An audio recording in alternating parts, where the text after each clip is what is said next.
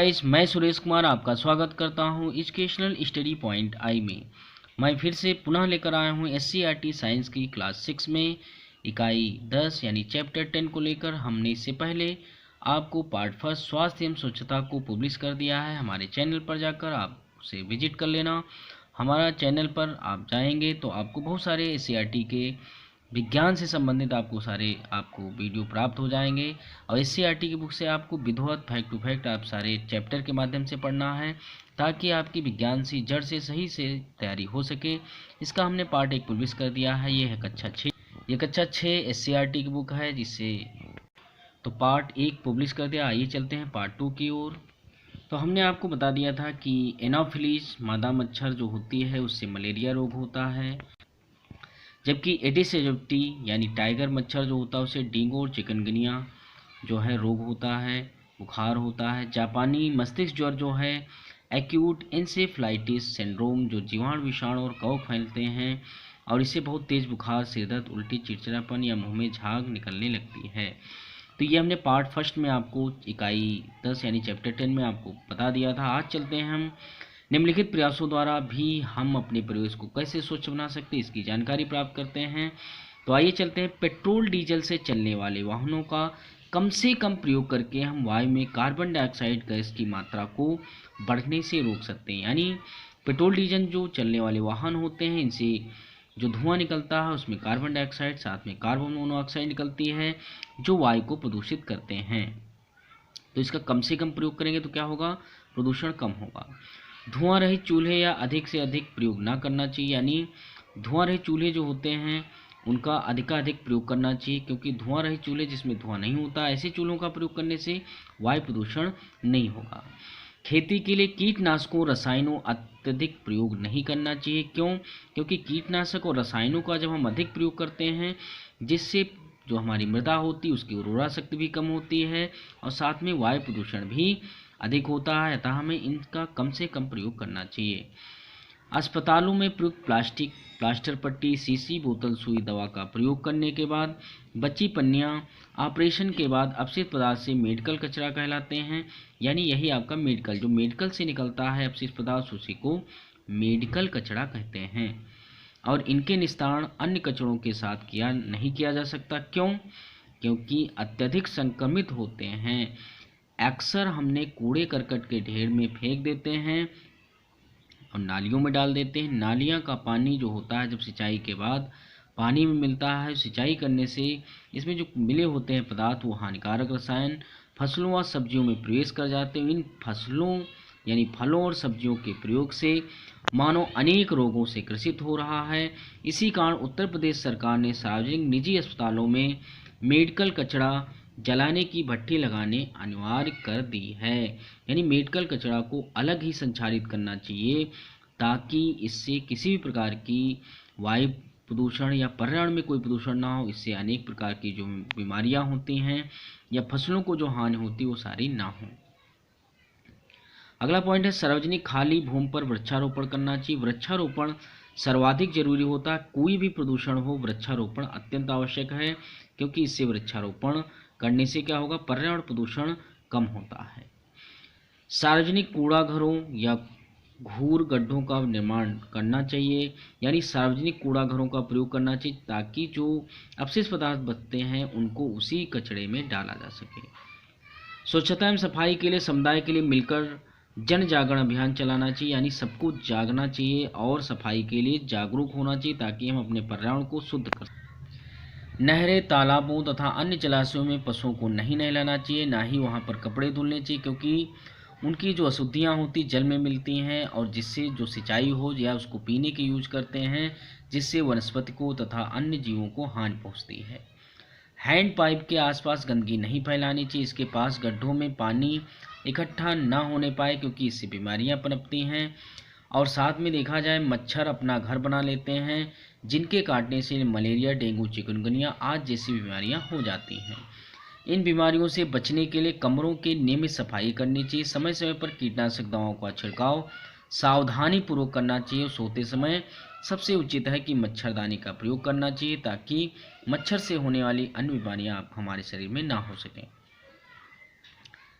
हमें प्लास्टिक की थैलियों का प्रयोग से बचना चाहिए। प्लास्टिक थैलियाँ सबसे ज़्यादा खतरनाक हैं, क्योंकि इसको जला दिया जाए तो हमारा वायु प्रदूषित होती है, और यदि इनको ज़मीन या मिट्टी में डाला जाए तो क्या होगा, मृदा प्रदूषित होगी। इस प्रकार देखिए हर तरीके से थैलियाँ हानिकारक है, इसलिए इनका प्रयोग ना के बराबर करना चाहिए, बिल्कुल नहीं करना चाहिए।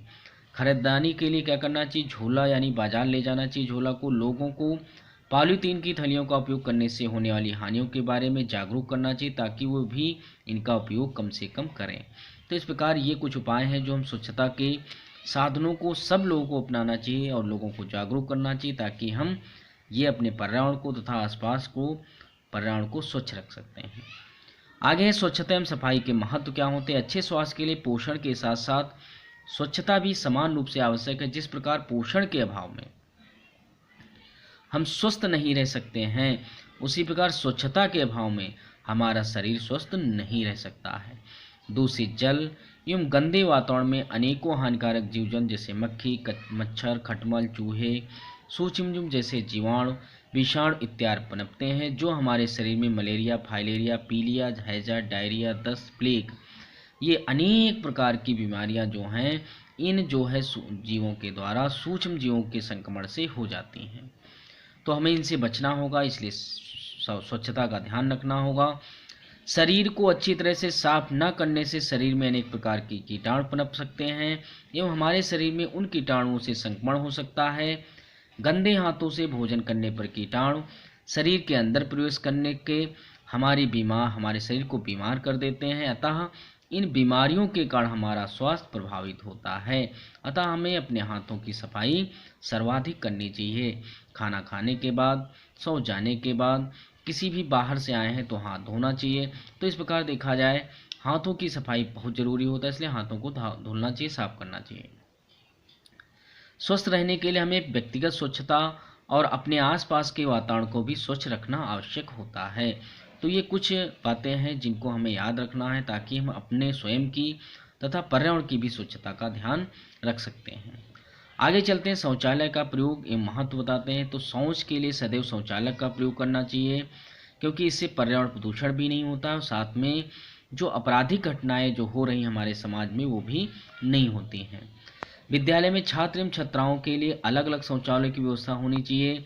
शौचालय में स्वच्छ जल, साबुन, तौलियों का उचित व्यवस्था होनी चाहिए, यानी वहाँ पर स्वच्छ जल होना चाहिए, साबुन अवश्य होना चाहिए या हैंड वॉश होना चाहिए, और तौलियों का अवश्य प्रयोग होना चाहिए, ताकि हाथ को धुला जा सके और साथ में उसे पोंछा जा सके। शौच के लिए साफ मग या बाल्टी में स्वच्छ पानी का ही प्रयोग करना चाहिए। शौच क्रिया के पहले और बाद में शौचालय सीट को पानी से अवश्य साफ करना चाहिए, और शौचालय के आसपास गंदगी नहीं करनी चाहिए। यथावत शौचालय सीट पर का प्रयोग करना चाहिए। शौचालय में कभी भी नंगे पैर नहीं जाना चाहिए। शौच क्रिया के बाद हमें हाथ पैर को साबुन से अच्छी तरह से धोना चाहिए। तो ये कुछ बातें हैं जिससे हम अपनी स्वच्छता का ध्यान रख सकते हैं और स्वस्थ रह सकते हैं।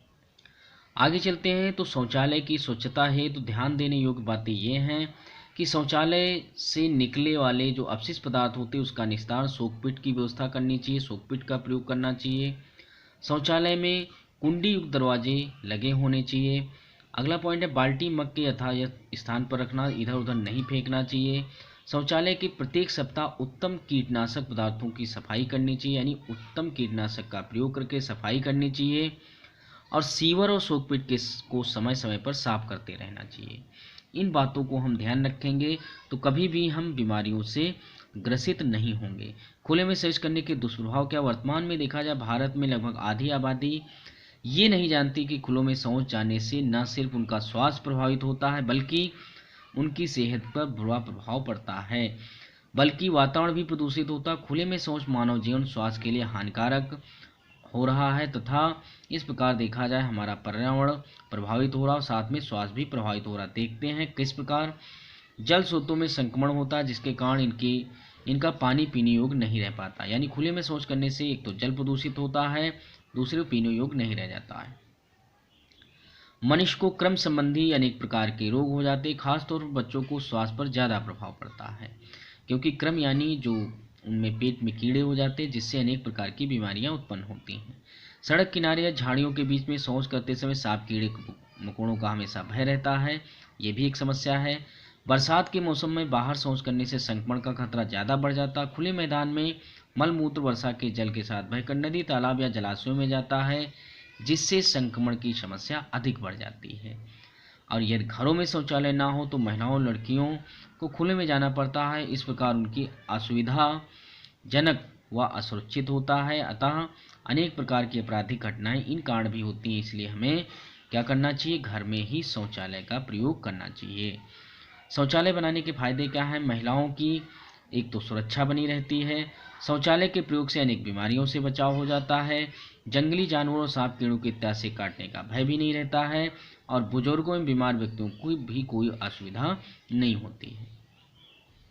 स्वच्छ भारत के लिए किए जा रहे जागरूक अभियान हैं। उत्तर प्रदेश सरकार ने प्रधानमंत्री सरकारी योजना चलाई। इसके अंतर्गत उत्तर प्रदेश शौचालय निर्माण 2017 और 18 में शुरुआत की गई। इसका मुख्य उद्देश्य था पूरे प्रदेश में खुले में शौच से मुक्त करना।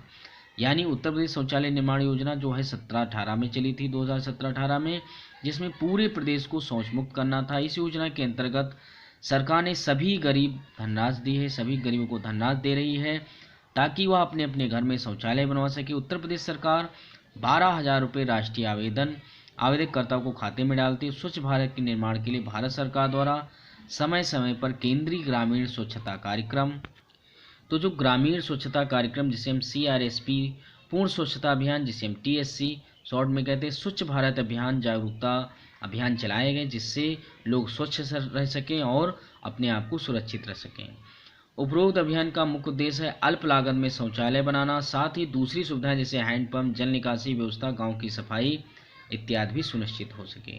तो इस प्रकार आपने स्वच्छता के बारे में जाना। और सबसे इम्पोर्टेंट पॉइंट, 19 नवंबर को विश्व शौचालय दिवस या स्वच्छता दिवस मनाया जाता है। इस पॉइंट को नोट करना होगा। हमने इसमें क्या सीखा, चलिए चलते हैं। स्वच्छता दो प्रकार की होती, व्यक्तिगत स्वच्छता, सार्वजनिक। व्यक्तिगत स्वच्छता का तात्पर्य होता है हम अपने स्वयं की सफाई करते हैं, स्वयं को स्वच्छ रखते हैं। सार्वजनिक का मतलब होता है आस पड़ोस के वातावरण को भी स्वच्छ रखते हैं। दांत, आँख, नाखून, बाल, त्वचा की सफाई व्यक्तिगत स्वच्छता के अंतर्गत आते हैं। सार्वजनिक स्वच्छता के अंतर्गत परिवेश की स्वच्छता आती है। शौच के लिए सदैव शौचालय का प्रयोग करना चाहिए। 19 नवंबर को विश्व शौचालय दिवस मनाया जाता है। तो इस प्रकार ये स्वच्छता से संबंधित हमने इस पाठ को पढ़ा। तो इस पूरे पाठ को आप देखना, इसके जो इंपॉर्टेंट फैक्ट हैं इनको नोट कर लेना, और हमारी पूरी जो SCRT की श्रृंखला चला रहे हैं उसको पूरा देखिए, ताकि किसी भी एग्जाम, जो कम्पिटिटिव एग्जाम आप दे रहे हैं, विज्ञान से कोई भी प्रश्न आपका गलत नहीं होगा। और साथ में आप विज्ञान की DGT, PRT कोई भी एग्जाम दे रहे हैं उसमें बहुत इंपॉर्टेंट है, इसलिए पूरी सीरीज को और देखना। यहाँ तक वीडियो देखने के लिए आपको धन्यवाद और नमस्कार।